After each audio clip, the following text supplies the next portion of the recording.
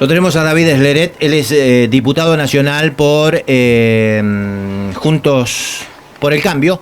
Y bueno, vamos a charlar un poquito a ver cómo han tomado esta novedad que tiene que ver con el avance de la empresa YPF a través de su YPF Agro hacia la empresa Vicentín. David, bienvenido, buen día. Lorena Ortiz, Santiago Montórfano y Alejandro López lo saludan. ¿Cómo está? ¿Qué tal? Buenos días, ¿cómo están ustedes? Un Buen saludo día, a la David. audiencia. Muy bien estamos nosotros, David. Ustedes, desde la oposición, ¿cómo están? Bueno, la verdad que sorprendió el anuncio del presidente por la rapidez con la que se tomó la decisión, pero no sorprendió tanto porque en definitiva va en línea con decisiones de este tipo que viene tomando el gobierno nacional. La decisión materializada en un DNU de intervenir la empresa Vicentín y avanzar en el proceso de expropiación es grave, a nuestro entender es muy grave por varias razones. Enumero dos o tres como sí, para que la audiencia tenga conocimiento. En primer lugar es, una vez más, la intromisión del Poder Ejecutivo en otros dos poderes, en los otros dos poderes de la República. La empresa Vicentín estaba en un proceso de concurso. Todos sabemos que el concurso preventivo es un proceso judicial que está a cargo de un juez que nombra un síndico, y la empresa Vicentín estaba en medio de ese proceso judicial. La intervención del Poder Ejecutivo es una intromisión directa en un proceso judicial. Es decir, el Poder Ejecutivo intrometiéndose una vez más en el Poder Judicial. Lo segundo, los procesos de expropiación los tiene que resolver el Congreso en todo caso. Eso establece nuestro ordenamiento jurídico. Y si bien es cierto, el presidente anunció ayer que enviará en los próximos días un proyecto de ley que trataremos obviamente en el Congreso, no entendemos la razón por la cual intervenirlo. Es decir, de hecho, tendría que esperar que el Congreso se expida. Si el Congreso dice que no, ¿qué pasa con esta intervención? ¿Quién paga la intromisión del Estado en una empresa privada de la Argentina si el Congreso rechaza el proceso de expropiación? Lo tercero, a un presidente que nuevamente nos vuelve a mentir en la cara. El 28 de mayo, cuando se estaba hablando de los divagues de la diputada Vallejo, que propuso que el Estado haga en definitiva lo que hizo ayer el presidente con el DNU, y tome a empresas de distintos sectores con una serie de excusas y de argumentos falaces. El presidente salió a decir el 28 de mayo en una conferencia de prensa, lo dijo y lo escribió en un tuit. Dijo esas ideas locas de que queremos quedarnos con las empresas, como diciendo, es una locura que nunca va a pasar. El 28 de mayo, ayer 8 de junio, el presidente emite un decreto, un decreto que es nulo, de nulidad absoluta, porque vuelve a través de decreto de necesidad de urgencia intentar legislar sobre cuestiones que le son propias al Congreso. Entonces estamos frente a un escenario muy complicado. Después podemos hablar de datos duros. Por ejemplo, de los 110.000 millones de pesos que aproximadamente es el pasivo verificado por el concurso, al Banco Nación se le deben 18.000, es decir, algo más del 15% de la deuda es con la banca pública, el resto es con la banca privada, claro, con organismos multilaterales de crédito y con el Banco Galicia fundamentalmente. No es cierto que gran parte de estos pasivos son con bancos públicos o con el Estado Nacional. No es cierto, eso es mentira. Entonces me parece que estamos inevitablemente ya caminando en un sendero bolivariano. Y aunque el presidente ha hecho muchos esfuerzos por intentar hacerle creer a la sociedad argentina que esto no es así, desde la campaña electoral, A ver, si tiene 4 patas, mueve la cola y ladra, es perro. Si estatizan empresas, si se meten en el poder judicial, si se meten con el poder legislativo, si le mienten sistemáticamente a la sociedad, y vamos a Venezuela. Esto es así. Entonces creo que es muy grave lo que pasó ayer, es muy grave, y bueno, como oposición vamos a esperar que llegue el proyecto y en función de ello actuaremos, por supuesto. ¿Cabe el juicio político? Bueno, no es una situación que descartamos. Acá hay una serie de responsabilidades, vuelvo a repetir, que vamos a evaluar con tiempo y con toda la información. A ver, ni siquiera los dueños sabían. Los dueños se enteraron por los medios. Yo diría, ¿qué pensaría cualquier neuquino que tiene una empresa, una pyme, una empresa de servicios, una empresa de transporte, y mañana viene el gobierno nacional y le expropia la empresa? Es una locura, es un atentado a la propiedad privada. Y la verdad que hasta hay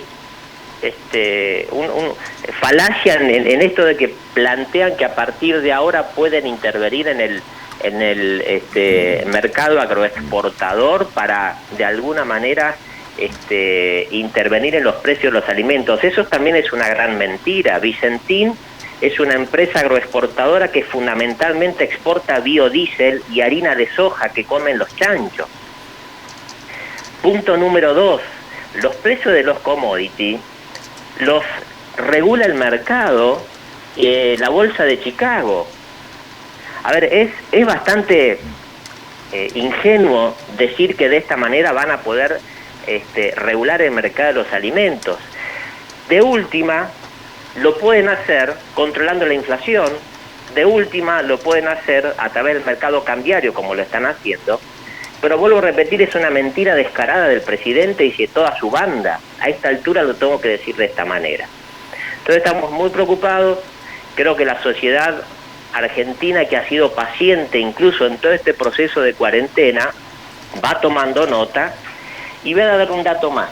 Y yo espero que cuando tratemos este proyecto en el Congreso de la Nación, esa veintena de diputados nacionales que han sido elegidos por la ciudadanía, que votó oposición y no votó a Fernández, sean coherentes con ese mandato popular. Me refiero a los diputados que responden a la Baña y me refiero a los diputados que responden a este interbloque federal, que lo único que han hecho desde que asumió el gobierno es serle funcional, con la ley de emergencia, el no dar quórum cuando propusimos la derogación del decreto 527 y tantas otras situaciones similares. Yo espero que respondan, vuelvo a repetir, a ese mandato popular de ser oposición y de no ser funcional al gobierno, porque ser funcional al gobierno implica darle curso a este tipo de decisiones que son una barbaridad. Usted dice porque últimamente se está reuniendo mucho la Baña con Alberto Fernández. No lo digo por eso, lo digo por el comportamiento que han tenido sus diputados a la hora de votar desde que inició el gobierno el presidente Fernández. Si uno repasa la forma en la que votaron esos diputados, si uno repasa la forma en la que votaron diputados que responden a partidos provinciales o que responden a este interbloque que comanda el diputado Ramón de Mendoza, se va a dar cuenta que más que responder al mandato popular, responden a ser funcionales a las decisiones del gobierno nacional. Bien, está muy clara la posición de los legisladores nacionales de Juntos por el Cambio, de los diputados nacionales de Juntos por el Cambio de aquí de Neuquén, ¿no? ¿Qué es lo que han hablado ustedes con Lucila Crekcel, la senadora nacional por el mismo sector? ¿Está en la misma posición? ¿Tienen más o menos ya fijada la misma posición entre lo que van a hacer en la Cámara Baja y lo que van a hacer en la Cámara Alta, David? Nosotros no hablamos con Lucila de este tema en particular. Este tema fue anunciado imprevistamente por el presidente en la tarde-noche del día de ayer.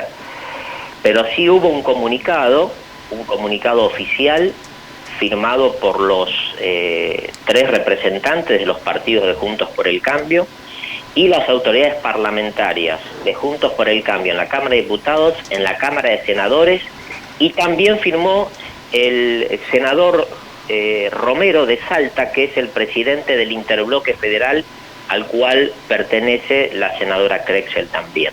Con lo cual descartamos que no solamente Juntos por el Cambio, sino al menos este interbloque también comparten esta visión de esta situación y de tantas otras. Y quizás como referencia también sirve la última sesión del Senado, donde la vicepresidenta, la vicepresidenta Kirchner quiso plantear el tratamiento de temas que no estaban incluidos en el orden del día.